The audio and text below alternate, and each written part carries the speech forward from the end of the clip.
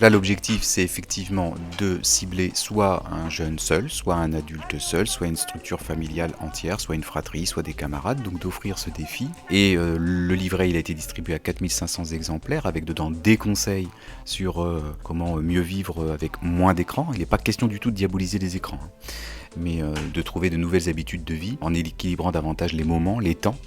Il y a également dedans une grille où on peut barrer les écrans qu'on n'utilise pas pendant le temps du défi pour se coacher un petit peu. Et il y a une grille pour les parents. Donc chaque enfant a dans son livret la possibilité de faire participer ses parents. Et on retrouve dans le livret le programme de toutes les activités qui sont offertes pour justement être poussé à sortir de chez soi, aller vers ces nouvelles activités pour mieux vivre ce temps sans écran.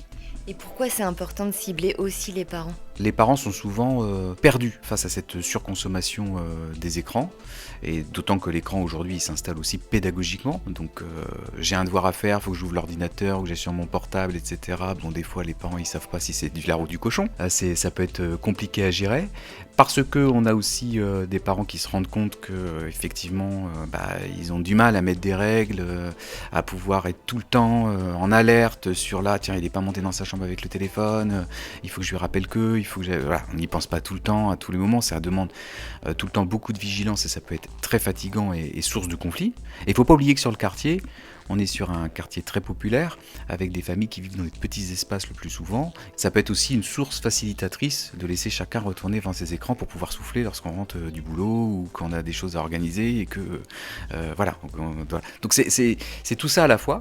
Donc encore une fois, sans diaboliser, aider à délier les langues, et c'est ce qui s'est passé l'année dernière. On a eu beaucoup de témoignages de parents qui nous ont dit grâce à ce défi, grâce à ce temps qui est un petit peu offert collectivement, médiatiquement, avec toutes les structures en relais, etc. On est dans un défi, on est dans un moment, dans une parenthèse.